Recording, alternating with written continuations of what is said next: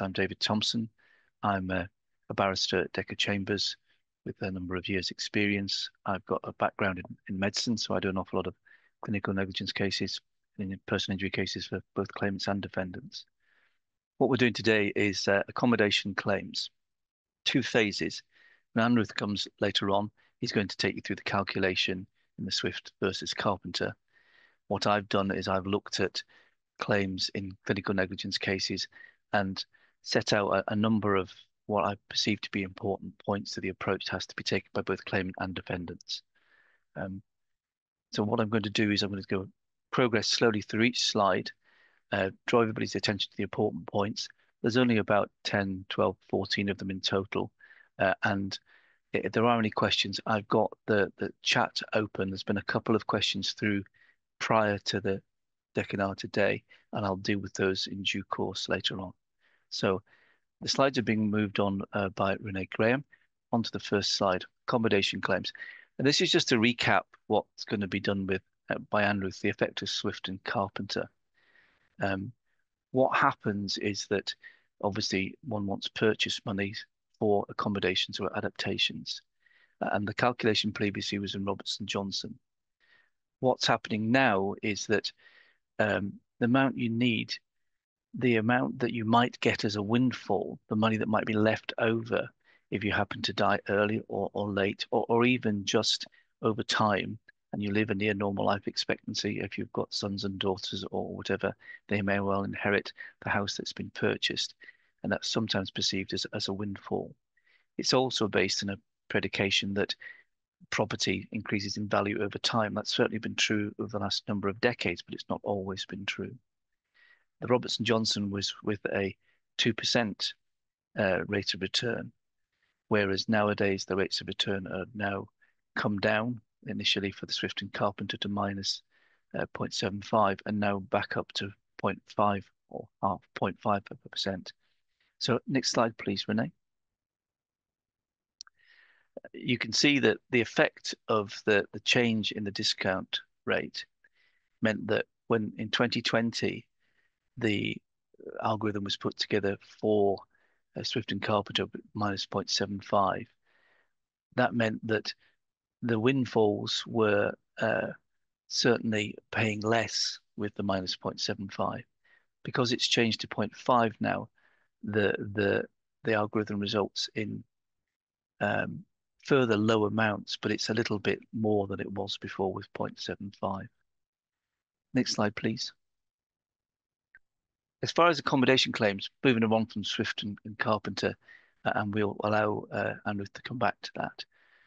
I've analysed and set out the basic analysis, that the plus points that ought to be taken. That begins with the aspect of what's the claim about. I don't want to teach people to suck eggs, but this is just a basic reminder. You've got breach, not always admitted. That could be a factor to weigh in to the approach that's being taken. The next aspect is causation. Well, causation of what? Injuries, of course, physical and mental. Don't forget, after Paul and Wolverhampton, there's going to be no claims for secondary victims in effect. There's always going to be some possibility that there might be, but within a clinical negligence case, the claims for secondary victims just really aren't going to fly at the moment. The other issue that's sometimes neglected, and it's an important point to have in your mind straight away, is the claimant's condition but for the negligence. What would he or she have been like, the condition of underlying, either nothing to do with necessarily the injury that's been done, a bowel injury or whatever it might be, other matters, other conditions, other chronic conditions especially that the claimant has that needs to be factored in, things that might require some help and assistance in due course. Contrived example could be somebody that has negligent treatment to their hip, but also has problems with the other hip or knee, so that with their arthritis, they're going to require care and treatment for those, maybe prostheses, etc. So it all has to be factored in. The other thing to do is then focus upon the present accommodation. That's the lens to look through. The need for a suitable home following a life-changing injury. So look at the present accommodation, get the details, get them early. Consider whether it's unsuitable, or particularly if it's unsafe, and not just unsafe for a moment in time, thinking about it, what are they like today, But will it be unsuitable, unsafe for effective recovery from injury of that poor accommodation? So if somebody's going to require rehab, or they're not so mobile, or they're a bit rickety anyway, is it going to be safe accommodation, not just for the rehab, but just actually managing around it? Another factor that has to be taken into account, stepping back from, is proportionality. Don't neglect this issue. It's because it's not just to do with the costs of experts and other things like that, but it's more to do with the overall proportionality. Take a view, inform a view early what the claim can be worth, and ensure that there isn't a raising of expectations for claimants for a modest claim with the prospect of trying to get a tremendously large amount of very appropriate but perhaps very expensive accommodation or accommodation adaptations. Pardon me. Next slide, please, Renee. Need for a suitable home. Um, Look at the present accommodation. Consider whether it's suitable. Do we need a new property? Is there going to be a new property that's going to be more expense generally? And why? Look to see which is the right house, flat, apartment, whatever it might be. Always remember that the apartment or whatever it is aiming to produce an improvement in the condition, facilitate rehabilitation, and allow safe movement around the house or outside. Excuse me. First thoughts, which property? Be careful, often first thoughts by both claimant and perhaps sometimes as lawyers are slightly unreliable. There needs to be evidence of the options and properties and assistance from experts. And when we say experts, we don't just mean the accommodation experts, but we need to know from the medical experts about the disabilities and the prognosis, and from other experts such as care experts, and then considering what the accommodation experts have to say about it. You have to look to the specific needs of the person and the needs of others, family and carers. There's a good need for people that have been injured, especially if they're young or even elderly, to have their family and carers and other people around and facilitated.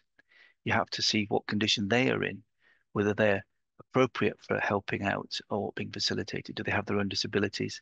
Do they have their own mental health problems?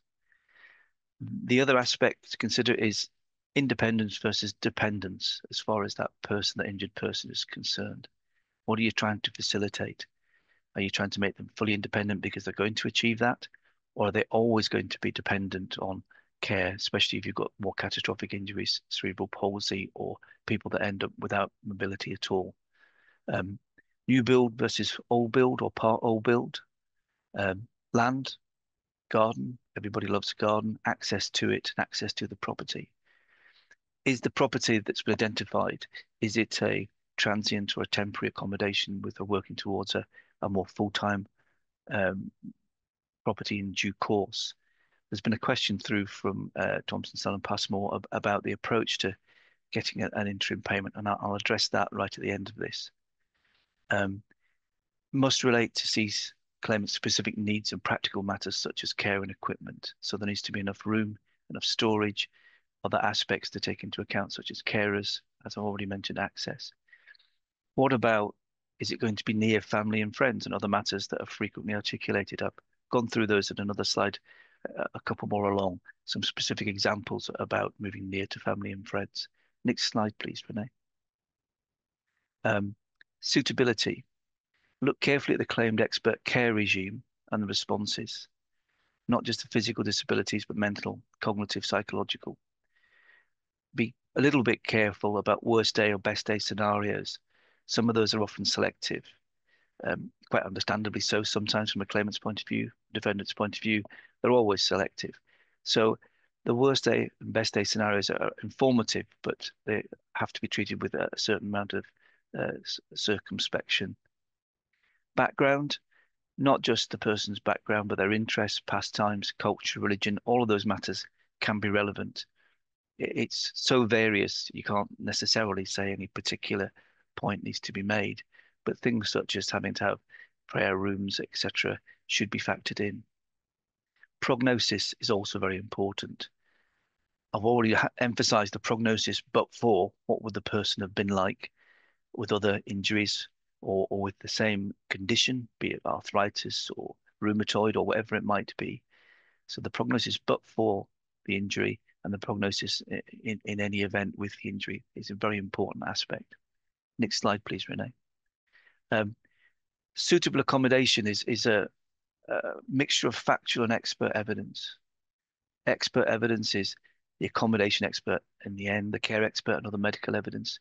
And it's important to make the experts comment and interact because there has been historically too much of the, well, here's the report from the physician or the general surgeon, and here's the care report, and let's put the accommodation report at the end.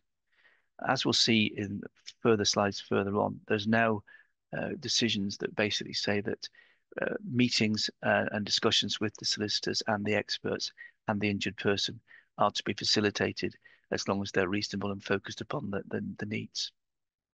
The expert should be made to communicate and discuss what their view is, or his or her view, say a surgeon's view of the prognosis, what the care expert thinks that requires, making sure the care expert has asked the claimant when they go and see them what their aims are for the property or getting properties, to discuss and canvass their views, and then consider whether that fits in with the care expert's analysis of what's necessary care and assistance, OT type matters. And only then can you expect the accommodation expert to produce the best report they can, not just for a selective or suitable building, but all the adaptations that go with it. One of the things that I just highlight at the moment, and it might be dealt with in due course, is about elderly and short-lived cases. There isn't any decided cases that I've been able to find, not just recently, but in the last year or so, about short life cases or short life expectation in the Swift versus Carpenter algorithm. Because basically, the shorter the life expectancy, the greater the calculated value of the revisionary interest, which has to be set off. So it can extinguish a good deal of the sum that's being claimed, especially for short life, because you get less PSLA, less loss of earnings and other such matters. So your ability to take money from one source of funding to subsidize the accommodation in the future is limited. I think this is an area that does need to be addressed. Maybe it's just the paucity of the number of people with short lives coming through, so there aren't any decided cases that are yet available to the general legal world. Next slide, please. Let's have a look and see what other aspects of the accommodation credit needs to be looked at. There has to be credit given for expenses that would have been incurred in any event. Some of these cases are pre-Swift, but they're still good law. And any set-off shouldn't just be speculative. It has to be something that's detailed. So, for example, if somebody is in a long-term relationship, they get badly injured, they need to have a property. They would have had a property perhaps in any event, or maybe they have got something in any event that's 50-50. There has to be the appropriate credit for that aspect. The commonest one is, for example, a youngish person that may be in a stable relationship gets injured being knocked off a motorcycle and ends up pelagic, hemiplegic, or paraplegic, depending what injury that's done. They haven't got a house yet, they might just be renting. They've both got good jobs. What would the prospect have been? Well, probably to purchase a house in due course, so there has to be some credit given for that. Again, based on the assumption that property is a good thing, ownership is a good thing, and there is an increase in the capital value of that property over time. As far as other people around the property, parents might want to come and stay with the person and acquire the care and assist with that care. They might be perceived as living rent-free, but that's a benefit to the parents. It's also a benefit to the claimant, but there isn't any need to take any count of the living rent-free parents. Further, they don't have to give any credit for renting out their former home, which they wouldn't have rented but for the injuries sustained by their son or daughter. Should it be offset for any care given by the parents? That's a moot point yet. It's not been decided. I think courts will generally be reluctant to do that Um, but I think it will depend on the particular judge. You can see that the judge might regard the ability to receive rent and receive gratuitous care, even though that gratuitous care might be that bit of time in coming through because it's claimed by the claimant but held on trust for the people providing the care. It'll depend on the particular judge. My view is that I think that there shouldn't be any set off between the offset between the gratuitous care and the rent, because the rent is in a separate place and it's a separate matter. It doesn't have any benefit to the claimant. So I think it shouldn't be, but it's not been decided yet. Same thing with a partner and new accommodation rent free, benefit to the partner. There doesn't have to be any credit given there. Um, the other aspect to it is, what about a parent's house? Suppose the parent wants to buy a house to allow the claimant to live in that house, in a part or a wing of it. Um, and what should be given for that? What should be offset? The claim in damages is held for the parents, um, because they have purchased that house and they should be able to recover that because it's a facility that they have bought, but there is aspects of it to do with care of the child or the person in the other wing. It'll be a case of fact and degree, and evidence is important about just how much of a house. I think if you're buying a stately home type and you've got a small aspect to it dedicated to your son or daughter's future care, then I think you're going to have a job persuading the court that the full house recovery is possible. Whereas if it's more like a house share where actually the parents are participating in the child's future life, then that's much more likely to be given uh, as a suitable claim. Next slide, please. These are examples of non-functional matters. Now, that's what they call them, non-functionable, and they are arguable. Some would say, well, actually, many of these are functional in the sense that, well, they might not assist you being able to mobilize around your house on a flat surface, but they are important to improve your welfare and with ad hoc assistance or even regular assistance from friends and family.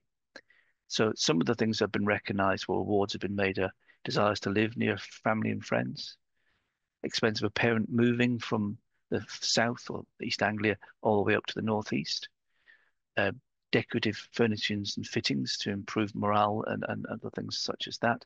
That's very subjective, and it will depend, I think, often as a matter of fact and degree. If your soft furnishings and fittings are of the sort of modest or usual sort, I'm not sure that there's going to be too much of a complaint about that. If they become rather more splendid or expensive or something like that, then I think the defendants will look at that with a very weather eye. Um, Adaptations to relatives' accommodation, and these cases are hard to follow in some respects.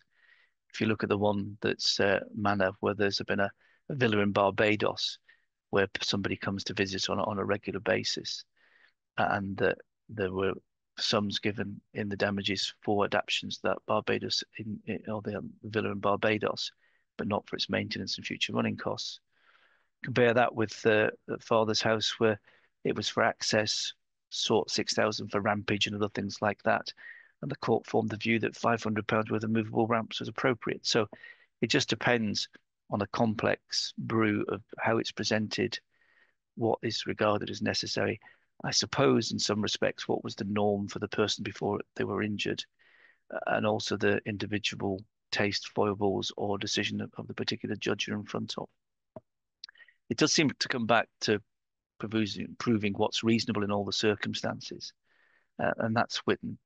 Um, and then the test is reasonable means of meeting the claimant's reasonable needs. There's other aspects that I just mentioned just for reference for people to store away, that there's no mileage in a defendant saying that somebody should be cared for in an institution rather than an accommodation. Peters deals with that. Um, there are, coming back to proportionality, there are aspects about what is a reasonable fee for any number of different things. So no Rolls Royces when you can have a converted Berlingo car, whatever's reasonable in the circumstances. Accommodation that is reasonable in all the circumstances, but not palatial. Um, there's other small rubs and difficulties about moving from place A to place B, that you might be moving to a different ICB, and there may be further funds required because there'll be gaps in community or NHS funding for God knows how long nowadays, but it could be a number of weeks or months. So there may be some funds needed to fill in. As word as tactics and stepping back from it. Facts and circumstances should be reviewed, disclosures should be sought, and specifically, as early as possible, facts and circumstances should be put to the care and accommodation experts so they can get on and join up their views and uh, analysis. I think it's difficult to have circumstances in the past where you have just the medical stuff in a silo, you have the care reports in a silo, and then following on at the end, the accommodation. There has to be some further discussions and exploration of the issues with the medical experts and by the care experts when they go to visit and assess, so that the accommodation experts are as formed as they possibly can be. And it's very important to draw out adaptations at an early stage, because in my experience, adaptations can often make a difference between how many rooms are required, what sort of property is required for that person, and whether it's a new build or a work to an old build. Then things not to underestimate the proposed adaptations, and they need to be addressed at an early stage. Not in super detail, but at least considering what's going to be necessary for that person. Next slide, please. Sources of funding. Strictly local authorities, there isn't a duty due to by defendant local authorities in these circumstances, or defendants by local authorities. There has to be some circumstances where there may be contributions to accommodation costs, some housing associations, some part private care facilities, especially for short-term use and pre-settlement. Once the settlement is achieved and the planning has gone the way it should do for a appropriately converted or adapted new or old property, then some of these other matters, such as transient local authority care or private care or housing association care, can be put aside. There are also some funds available, sometimes disability facilities grants and other things like that, but they're often modest. I think it was up to 30,000, but now it's probably a little bit more, and they're very slow to receive. And just a word to the wise, I've seen it happen in a case where try and avoid high interest payday loans. People are feeling very vulnerable, and there will be facilities to say, yes, okay, we can lend you money for some transient accommodation adaptations, other things like that. It's incumbent on the solicitors just to, in my view, make a warning to the people that are disabled and looking at this whole process of cases. It's part of the client care to warn them about people that will be maybe approaching them, offering to give them money for adaptations, etc., to help them along at what turn out to be ridiculous rates. Next slide, please. Experts. What's the secret to the experts? Coordinate their output. I'll go through this again. Care, occupational therapy, other therapies such as physio, speech language therapy. Why? Well, often the reports that have been deployed in the past are in a particularly useful format for the court. Common needs can be substantial, and so it's important that the issues are addressed early, and the court has the reports presented to him or her as the judge in a way that's cogent and is actually there to assist the determination of the heads of damage.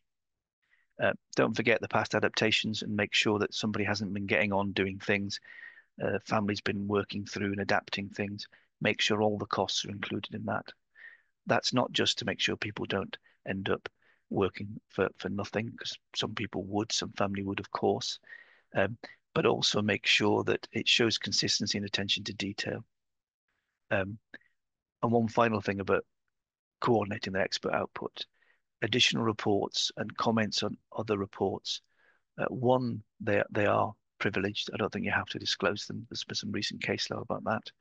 And make sure that they're in the right phase, in the expert phase, not just in the pre-trial phase, because discussions between experts about accommodation should be part of their expert conversations, and if necessary, produce separate side letters or short reports. and it ought to be included in the cost phases. Next slide, please. Uh, defendant tactics. Sorry, Renee, did you miss one there, or is it? Can you? That's it. Fine. Um, that's the new, very recent case or recentish case of Hadley, Prisbo. Um, this is about claimant solicitors attending case management meetings with medical and other experts, court protection, etc.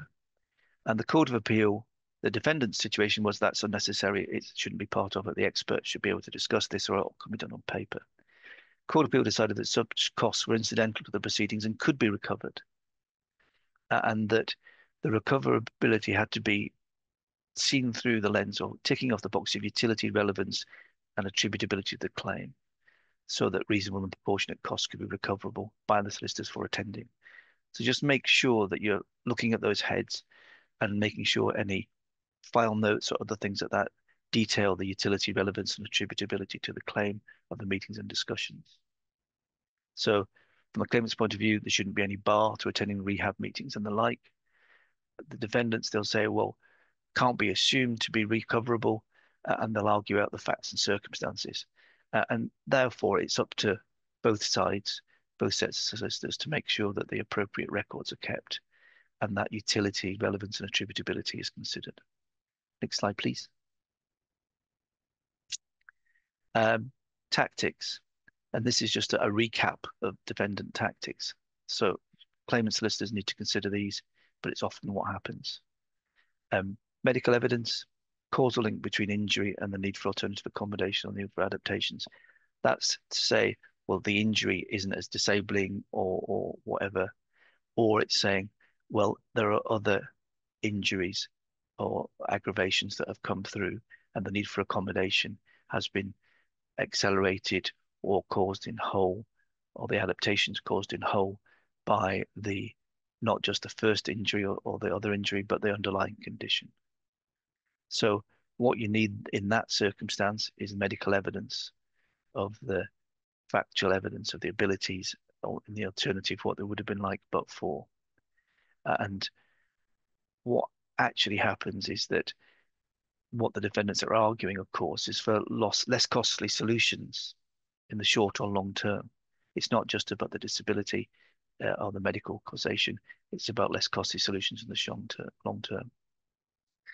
Defendants often try and delay, so wait until the condition or progress clear, or even to put see under more financial or other difficult pressures. They often oppose applications of interim payments. These are just the tactics that are used. A way that a claimant can undermine these is to make sure that the condition and prognosis is clearer and put pressure on the defendants to say, well, we've got clear evidence of condition and progress and prognosis, and I don't suppose that your experts are going to disagree with this, and try and take the whip hand of running through condition and prognosis as best you can. The defendants might argue that the proposed adaptations are betterment more than necessity, decoration and different furnishings. Again, that's fact specific. I think it's probably worth explaining to the claimant, the family, whoever else might be involved, that any adaptations like decorations and furnishings, if they're going to be recoverable, have to be looked through, again, the lens of betterment. It's what's reasonable and reasonably necessary in all the circumstances. The defendant might try to undermine the veracity of witnesses of fact of the claimant or the family, or the expert opinions or the facts and evidence that the experts have been predicating their opinions on. So I think it's important to explain to claimants, and I'm sure this is the routine part of claimant's list of care, that this is the tactic that will be used for defendants seeking to assert the injuries aren't as severe as claimed, or the medical evidence is too accepting, or too accepting of not just what's being said, but other aspects of the factual evidence. These matters ought to be borne in mind and addressed, at least thought about by claimant solicitors as soon as they possibly can. Next slide, please. Single joint expert instructions. We've been discussing this, we thought about this. Is it really a realistic proposal in clinical negligence cases? My view is it's not. And the reasons why I've set out is that the parties aren't often minded in clinical negligence cases to be consensual. There is particular frisson between people that have been let down by the people that were meant to be caring for them. It's often slightly different to personal injury where there isn't quite the same animus. There's not the same proximate relationship. Um, but there's also a focus by the courts at the moment about proportionality. Everything is with a hair shirt and trying to save money. It's inevitable and it's going to get more pronounced. Um, how would a single joint expert instructions work, and what would the endpoint be? Well, if we're being encouraged to promote communications between the experts, both as care experts or the medical experts and the care experts and the accommodation experts, um, for a single joint person to be doing that, there's going to have to be quite a lot of instructions, balanced instructions, notice of discussions, setting out the landscape in a way that's very detailed. But of course, not quite the final opinions of the medical and care experts because they haven't been finalized yet. This is just part of the discussion. And with the attendance of solicitors now being potentially recoverable for discussions between care experts, discussions between different disciplines, it may well be something that would facilitate a single joint expert. But my view is because the accommodation reports are the last reports produced, they're often somewhat formulaic. In many respects, they're not so far away, so far apart. So they have to already weigh up the input from other parties and experts. So while a single joint expert is possible, the instructions would have to be very detailed and a discussion noted. And actually, even though expert accommodation reports are reasonably expensive, I think that it would be too much to have a single joint feeding in all of this information. It would produce a very large report with no doubt several caveats involved, depending on what's ultimately found by the court. And I think the system with single joint experts works for some disciplines, but I don't think it works or will work particularly well for an accommodation expert.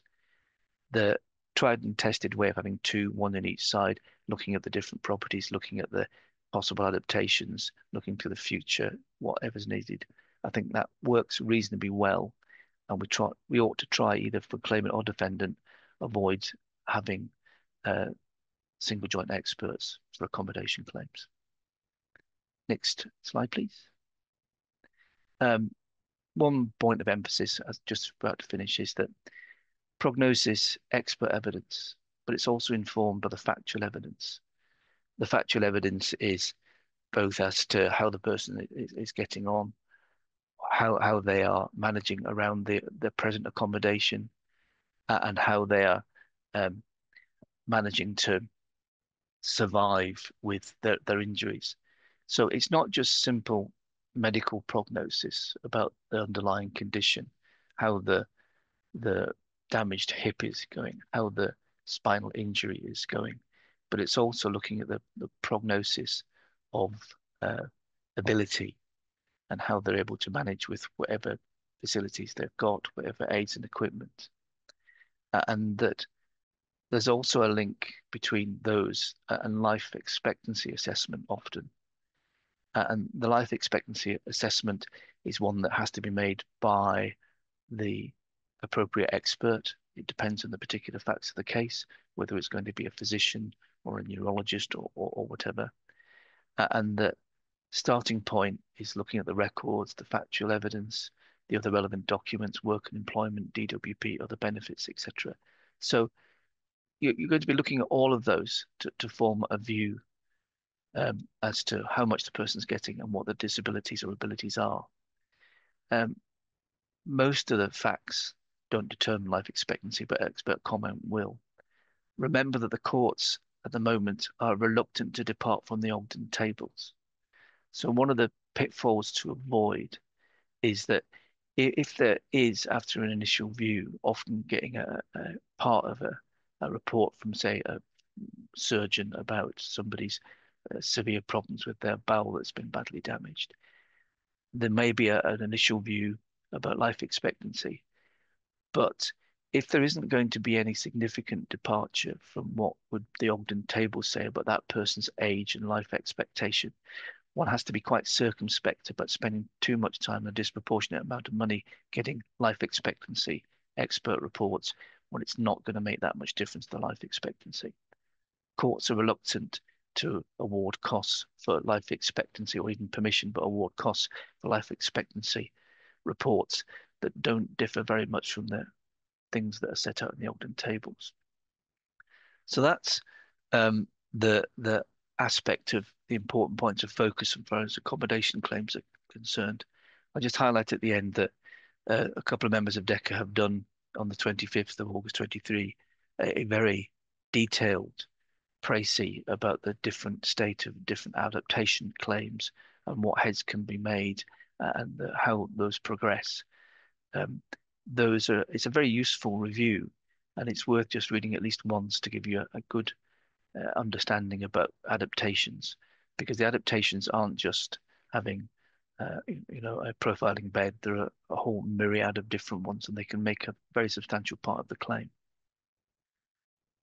Now I'm just looking to see if there's anything else that any further questions that are there in the chat that people want to know. No, nothing.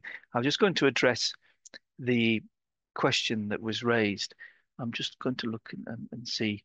This is by Meg Pratt at Thomson, Snell and Passmore, saying exploring accommodation moves during the lifetime of the case. Tips for application for lump sum to facilitate this, and it's sent by her. It's a very good question. Well, I've considered it, and I thought, well, I've done a number of applications for lump sums, and I think the thing that's the most important part of this, the thing to remember, is early consideration of that. Because when suppose you need to get rented accommodation, or suppose you need to get some accommodation that is purchased, say a bungalow, and it needs to be done because that has to be done as soon as possible.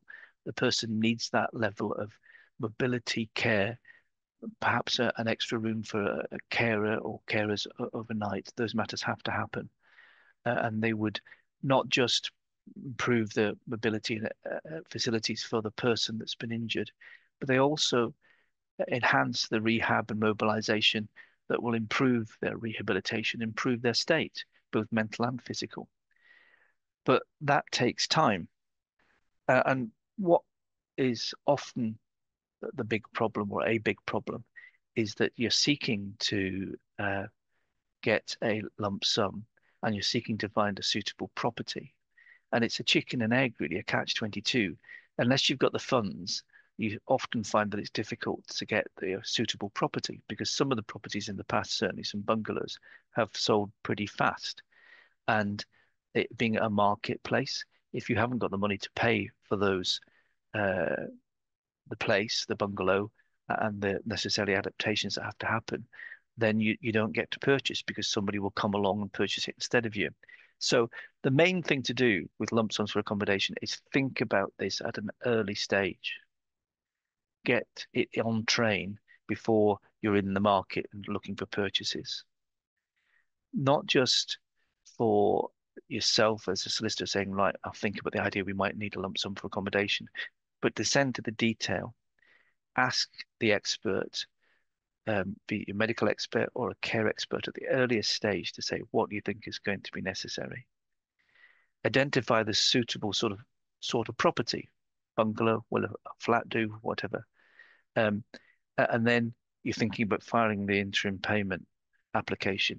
When you do, you're going to need to look at getting some expert evidence and support for the needs and suitability of the proposed property, the details of the property, and clear information on the costs and any required adaptations, estimates, and things like that, whether there's going to be some planning permission required, etc. And then set out a reasonable time frame for the court, because the more cogent the application and the quality of the evidence supporting it, then the better the prospects of success. And the other thing as well is all the time demonstrate a clear need for that early payment and for that accommodation. So that's my view about how you successfully get there for an interim payment, an early interim payment for money for a property or adaptations to the present one. So thank you very much. If there's anything else you want to ask, you can always put it in the chat. Otherwise, I'm going to hand over to Anirudh. I'm going to briefly go through the basics of the accommodation claims because I'm sure David has covered it very thoroughly, especially from the defendant perspective. But I'm also going to give tips for claimants, as it were. So one of the things I've always found difficult when dealing with accommodation claims is really making sense of the formula in Swift and Carpenter.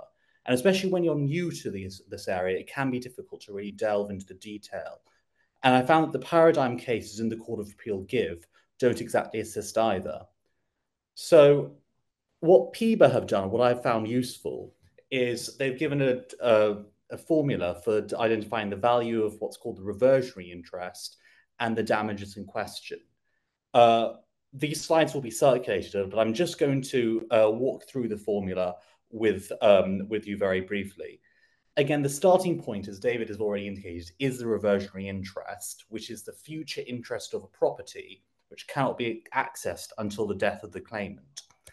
And ultimately, this is the windfall, or the perceived windfall, which the Court of Appeal essentially wanted to avoid, because they wanted to ensure that that windfall which the claimant's family would get upon the death of the claimant would be deducted from the capital sum. So to work out the reversionary interest, you first have to work out in quite basic terms how much extra money you get from need to buy the new house compared to the old house. So I've set out the formula there. That should be relatively straightforward, £250,000. The next thing you have to do is multiply it by this formula, which I've identified earlier, the 1.505 to the power of minus L, that being the predicted life expectancy. We have to multiply it by that because the Court of Appeal identified that 5% is an appropriate projected rate of return in Swift and Carpenter. What that ultimately ended up doing was because they'd essentially found evidence from a director of the only known company auctioning reversionary interest, who found that there was usually a 6 to 8% rate of return. But he said the 5% is probably a safe one, given that the small nature of the market. Life expectancy is relevant because to work out the windfall, you need to know when the claimant is going to die.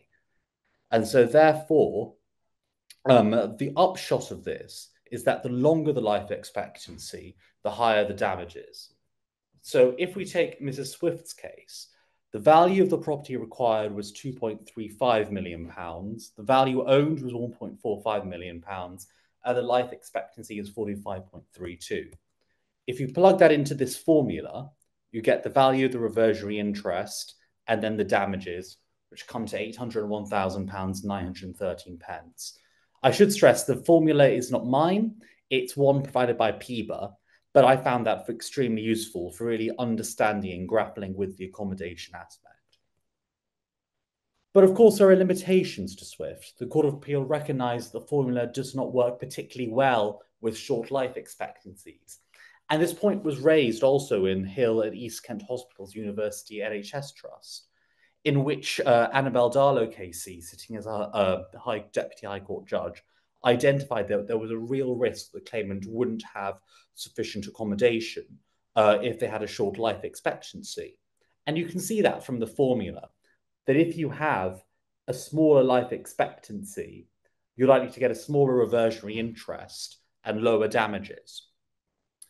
There are no set in stone solutions, but here are a few options which you may wish to consider. So the first option is you should seriously consider recovering rental costs. This is particularly so in circumstances when the family is renting at the date of trial, and that's what they intend to continue doing.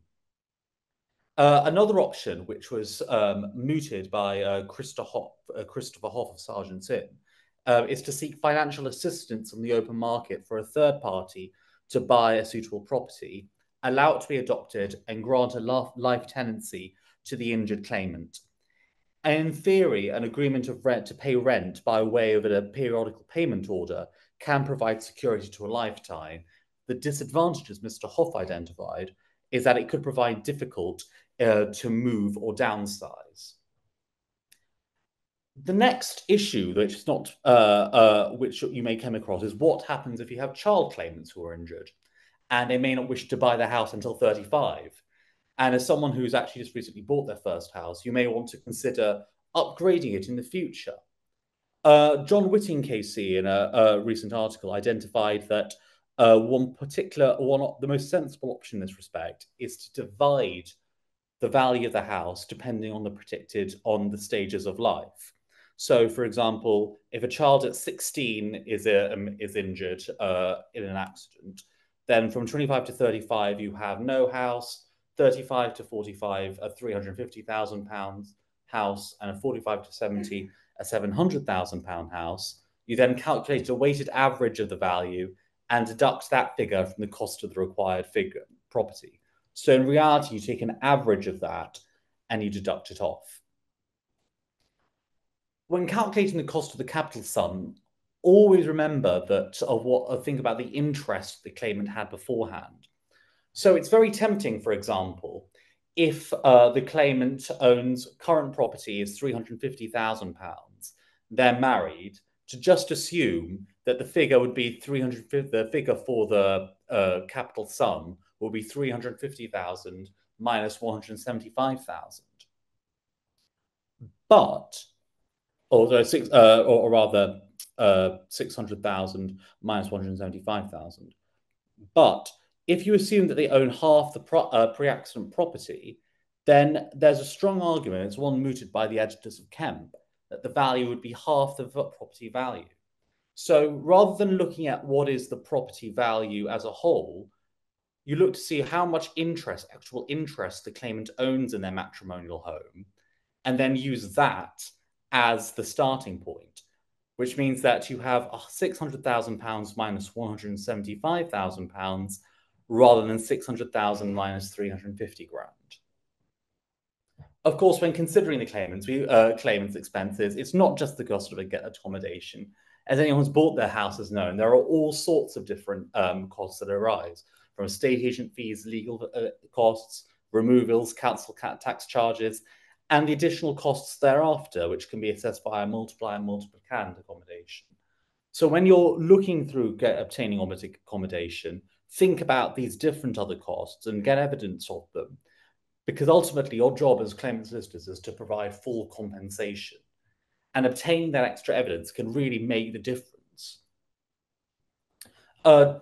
In relation to purchasing more than one property, I'll go through this very briefly. A useful case I found is Witten and St George's Healthcare NHS Trust. And that's really when the court held the parents had not acted unreasonably, because the initial 3-bedroom house did not meet his needs, and the initial, but a subsequent, a new bungalow house did meet his needs. So when evaluating both, it's not, if the first property hasn't started off well, then the second property is more suitable. That may not be the case if you're only limited to the cost of the second property. An argument which has been raised by defendants is also about whether the claimant should rely on going into a care home rather than accommodation costs. In Harman and East Kent Hospitals Trust, this is a useful case if you come across this argument. The court identified that there's no duty to mitigate loss in this respect, and the claimants wished to not rely upon the state, persuaded the judge to find that the cost of future accommodation was to be met by the defendant. And indeed, it can be, in my opinion, a bit an unattractive argument at trial to say, well, if it's actually a hospital, that we the ones that caused the injury, and therefore she should then go into a care home as a result, rather than us having to pay for it. I'm just saying, I've just put in the chat a little point about scientific calculators and calculating the revisionary interest, in the sense that it's not possible on an ordinary calculator. You need something like a Casio, and Yes. the two lines above the normal numerical thing will have a key that is for entering the basic rate, say the 1.05, and then to the power of whatever the life expectancy is, and that works. If you try and do it on an ordinary calculator, it's just not possible. So Yes. Yes. I'll just pop that into the chat just to make sure that it's a takeaway point, that having a reliable ordinary scientific calculator, such as a Casio, makes this possible. You cannot do it on an ordinary calculator Yes. because it doesn't have the particular key that you can put different things to the power of. It might have a squared key or something like that, but you can't enter the bespoke life expectancy. Any other questions? I think we've addressed the questions otherwise, and I think that all we can say is, well, that's thank you very much for attending. I've given the plug for the previous adaptations, detailed analysis by two other members of Chambers from 83. That's available on our website. Do have a look at it. It'll take, a cup of tea and half an hour's reading, but it'll certainly bring you right up to speed with the nitty-gritty of different aspects of adaptations. I think that's about it. Thank you very much for Thank you. everybody attending. We've had a handsome number of people, and I hope it's been useful. Don't forget that if there are any other questions or anything else like that that anybody comes to mind when they're walking back home or whatever it is this evening, we're always an email away, either via the clerks or myself or Andrew straight away. Just send us an email and ask us the question. Thanks very much. Thank you.